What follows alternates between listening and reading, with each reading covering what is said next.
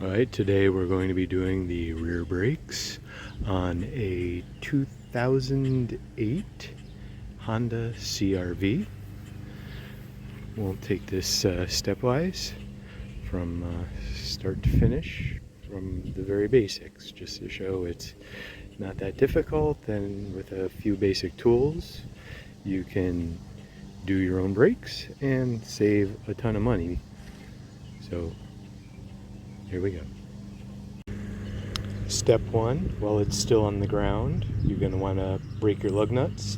They're only torqued to 80 foot-pounds, so you don't need like a huge breaker bar. It is a 19mm socket, and let's see if I could just do this one-handed because I don't have a fancy camera holder. So you just boop. So just loosen them, because it'll be trickier to do that if it's up in the air, and then we'll move to the jacking.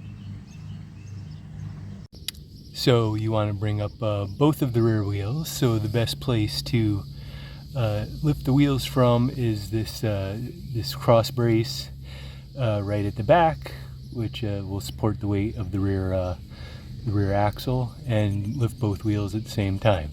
There are jacking points in front of the wheel, but then you don't have any place to put jack stands. So that's where we're going to be putting the jack stand, so that's why we're jacking up from here. Also, if you are working on grass like I am, make sure that you have your jack up on some plywood, just so it doesn't shift or dig into the turf, and then we can jack it. So never rely on your jack to hold up the car. If you're working anywhere around the car, always have it supported by jack stands.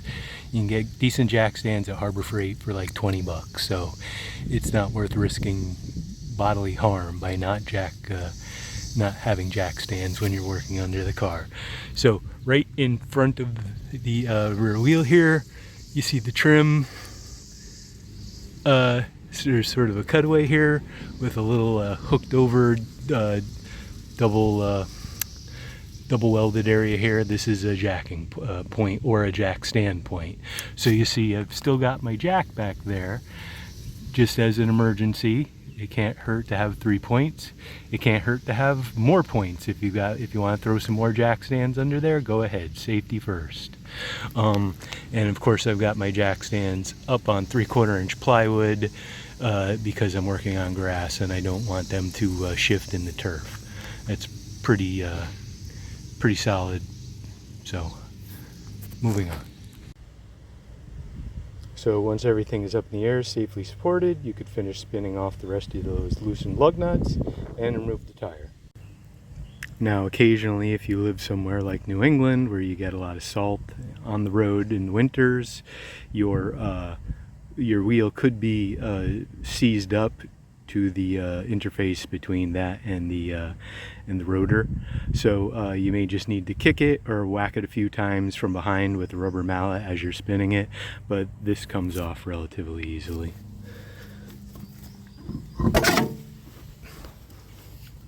And there are your rear brakes.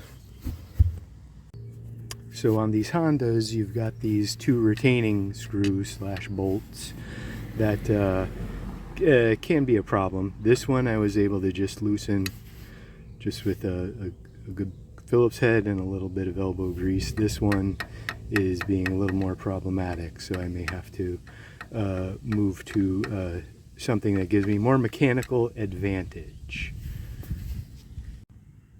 Alright, so I just whacked it a couple of times with a punch, and that seemed to free it up pretty well, but if you actually needed to, you could always try like an impact driver to free it, or a actual manual impact driver.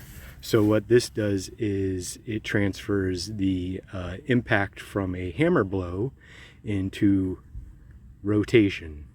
So luckily I didn't have to step up to this. It broke free after I just tapped it a few times with a punch, just to free up some of that corrosion. So that was nice.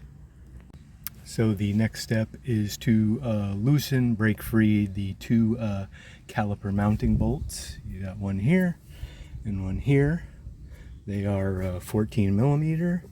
They're not torqued too heavily, but you know, if you're in an area with salt like I am, they can be frozen, or at least they can be a little tough to break. So I'm using my good old school 3/8 inch American made Craftsman breaker bar.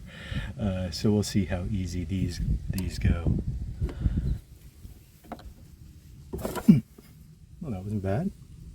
And now the lower one. Nope, not bad at all.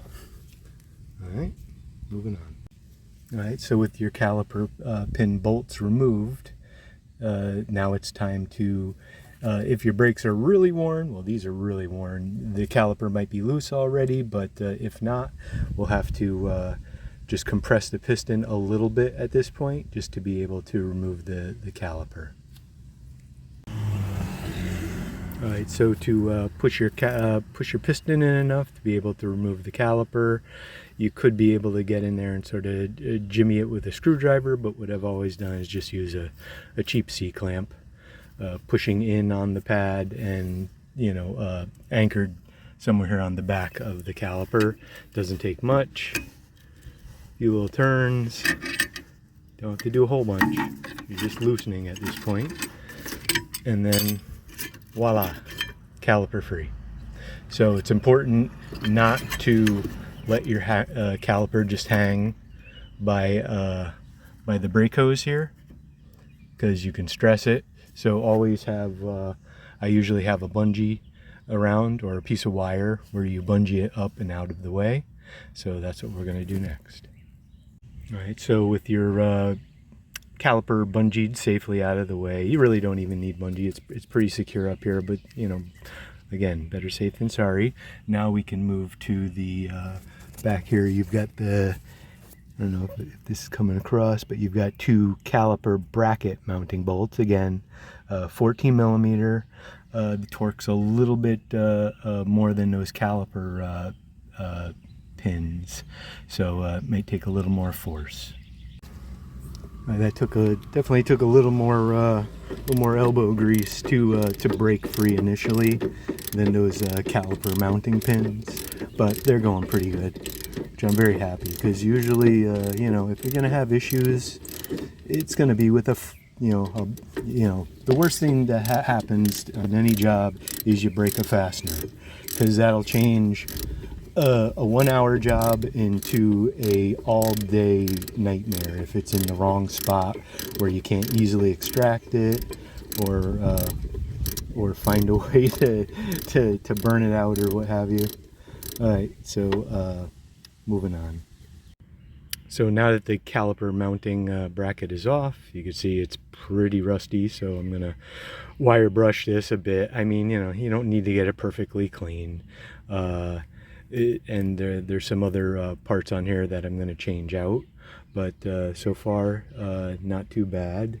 You could see that the owner had driven until the pads were basically metal on metal against the rotor, and that's when I was asked to see if I could help them out.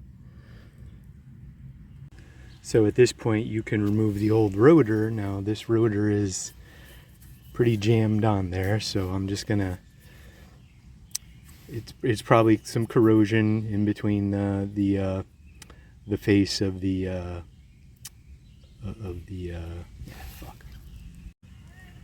Now ideally at this point you should just be able to pull off the rotor, but since we're here in New England and it's all corroded, there's probably a layer of corrosion that's seizing the rotor to the face of the spindle hub under there.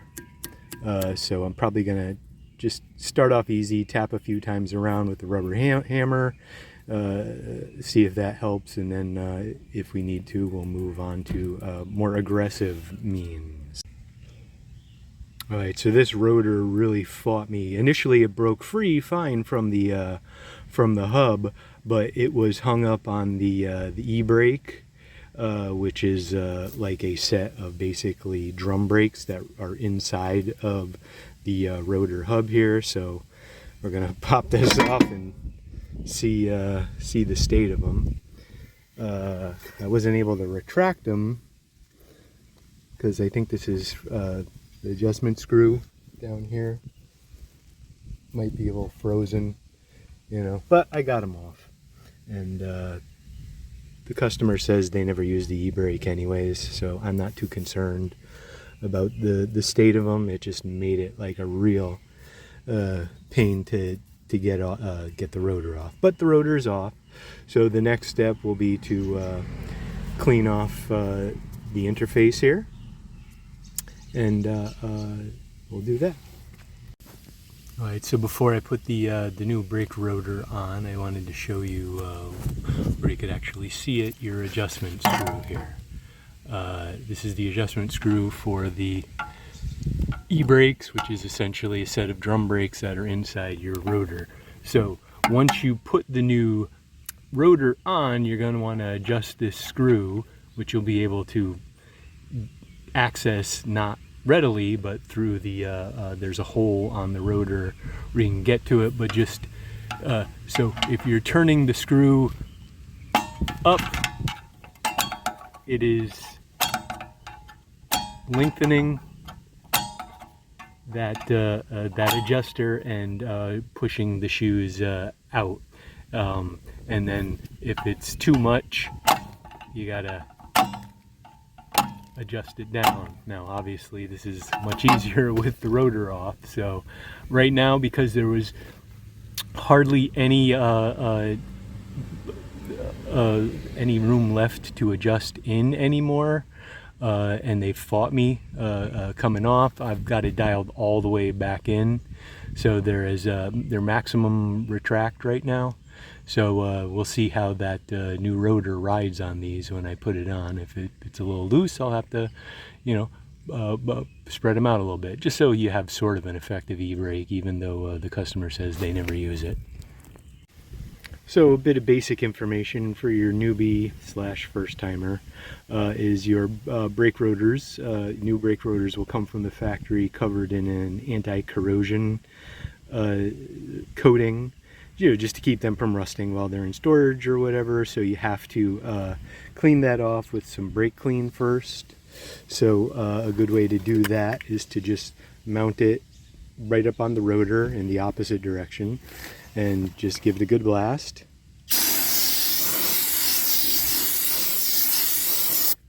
Inside too, because that's going to interface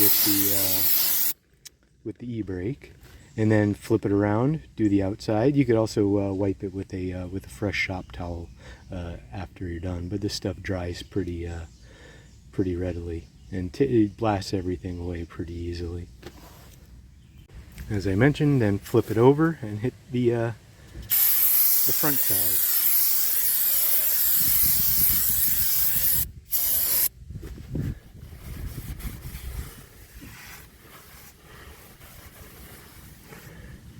And now you've gotten that anti-corrosion coating off, and it's ready to mount.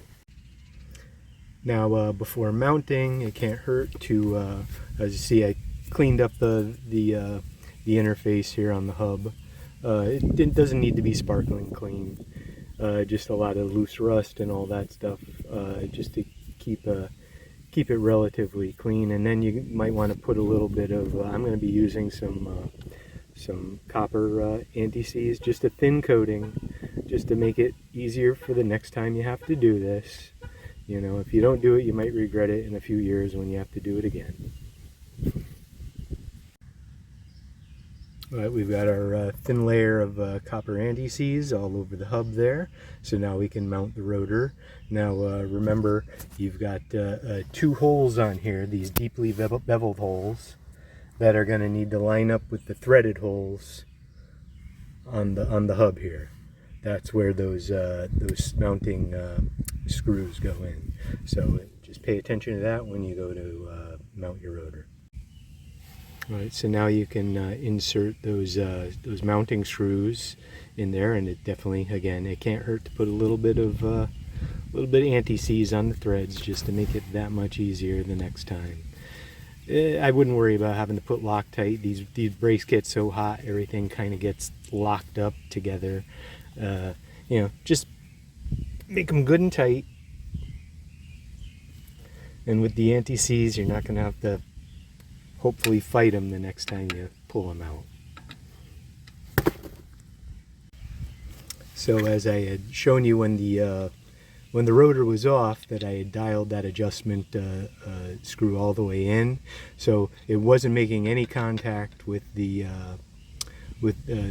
e-brake shoes weren't making any contact with the inside of the rotor. So I just had to get in there and do a few clicks, find the star wheel. It's a little trickier obviously with it off, and just a few more clicks, and now we're making, I can hear light contact. Now when I move it, probably not coming across on the video, but that's sufficient to for an e-brake adjustment.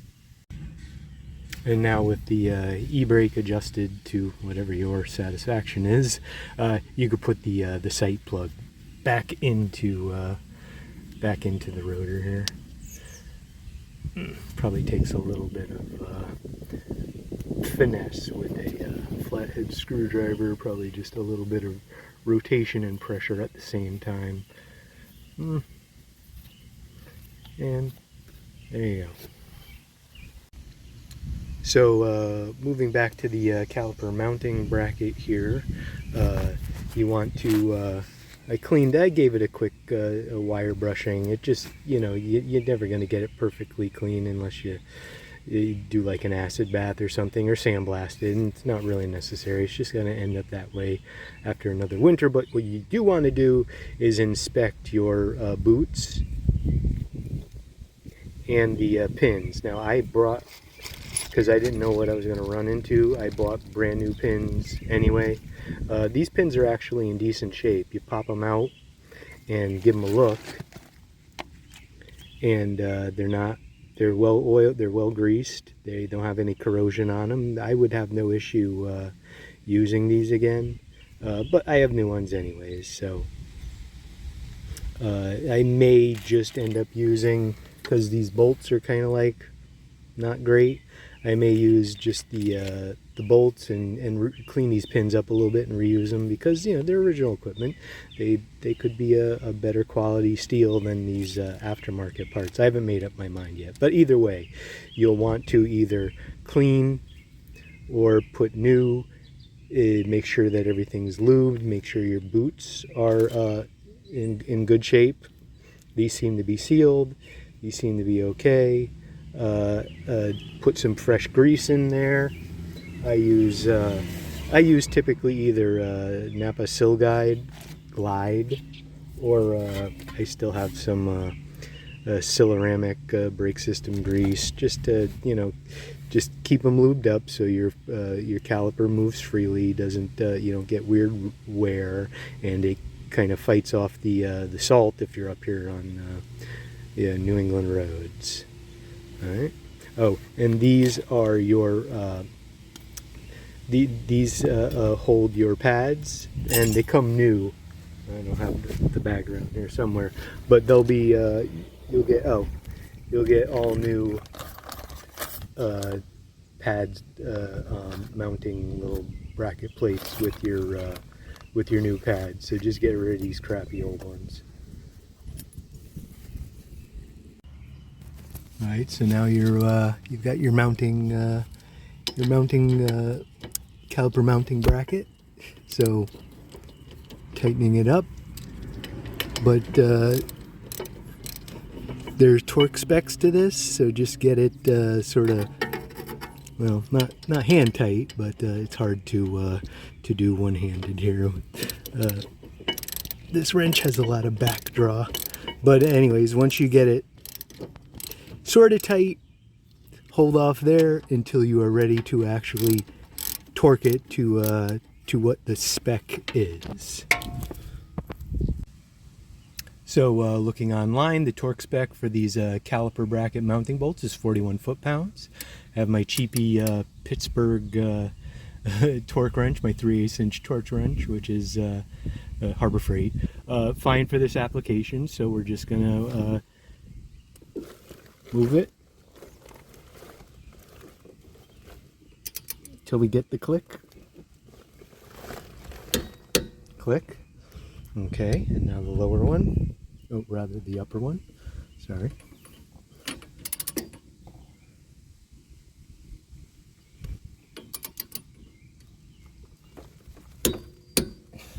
All right, I'll torque the spec. All right, so now the next step is we have to compress this piston so we'll be able to fit the new pads on. Problem is, well, it's not a problem, but it's part of the procedure, is if we're pushing this piston in, we're displacing all the brake fluid that's in this piston here. So it's got to go somewhere. So you've got to pop the hood, open up your master cylinder, and draw out a decent portion of the brake fluid. All right, so here is our master cylinder and brake fluid reservoir. So you're going to want to take this off. So it's relatively full. So using this turkey baster sort of thing that I got from work a bunch of years ago, works great. I'm going to draw some of this fluid out. So as I compress that piston, the displaced fluid has somewhere to go and not just up and out pouring over the master cylinder and getting all over the ground and all over the inside here. So to compress the piston, I'm using my trusty old C-clamp again. So I have it backed up against the banjo bolt there just because it's straight in line. Left the old pad in there as something that it can push against. So as I crank this down, it's going to push that piston in, and we'll ultimately have enough room to put some new pads on and install.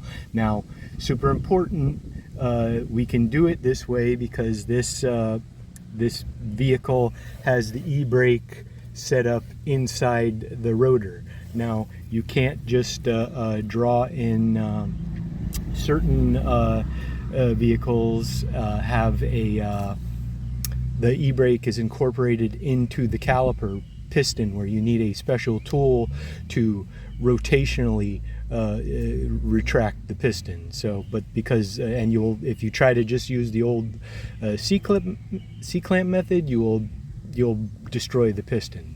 So, but because this one has the e-brake inside the rotor and not incorporated into the caliper, it's not a big issue. So we can just push this piston in and seat that piston in the bore. So as you are compressing the piston, make sure you periodically keep an eye on the master cylinder. Make sure you're not overflowing over there. So back at the master cylinder, we look okay. I drew out about this much, so it would be pretty high if I didn't draw that out. So back to the caliper. All right, so now that we have the piston fully seated there, I was able to pull out the pad, which, as you can see, has gone well past the squealers and onto the steel.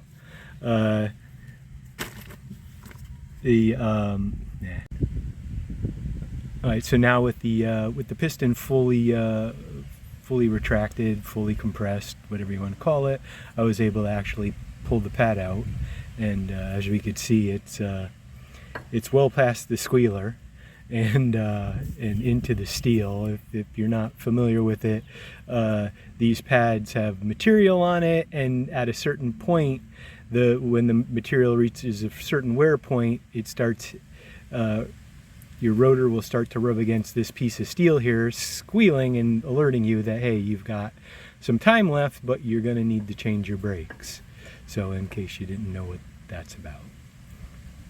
So while the caliper is loose here, you want to inspect around the boot here. If you're mainly looking for any any leaks, you know, if everything looks okay. Obviously these are pretty rusty, you know, because New England, but you know, they're fine.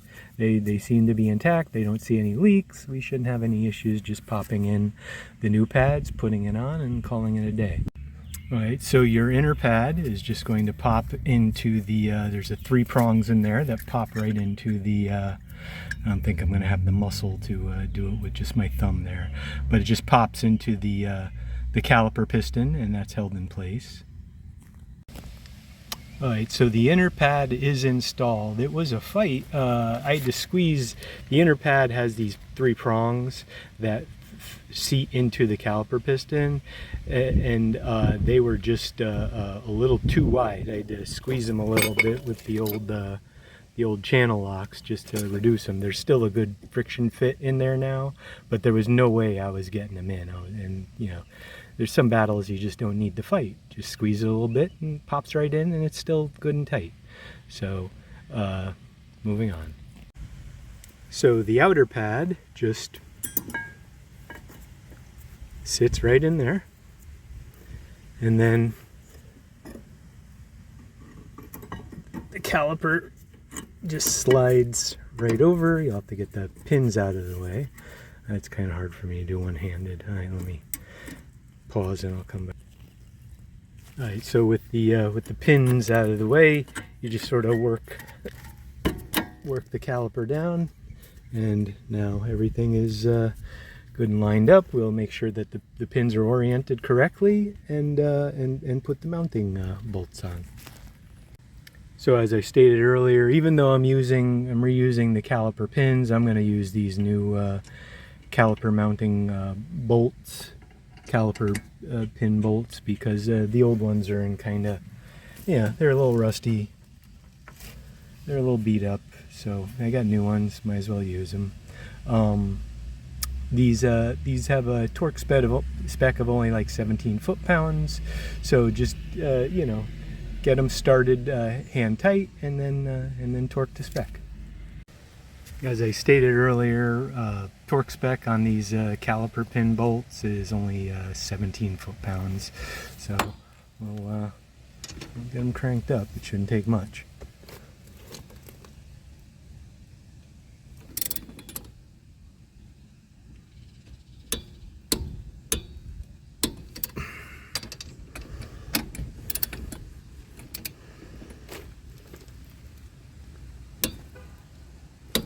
Alright, so all snugged, all good. First time doing brakes on a Honda CRV. Only second time doing brakes on a Honda in general. This was pretty easy, except for fighting to get the rotor off over that e-brake system. So this side's good. Time to do the other side. If this is your first time doing brakes, torque everything to spec, add your fluid as necessary, especially if you're doing front brakes. Get in your car before you go anywhere, just get in there, turn the car on, pump the pedal a few times to get the pads back in good contact with the rotors. Otherwise you could roll out of the driveway and the pedal goes straight down to the floor. So just always be aware of that. So alright, moving to the other side, and that's about it. Not too bad a job.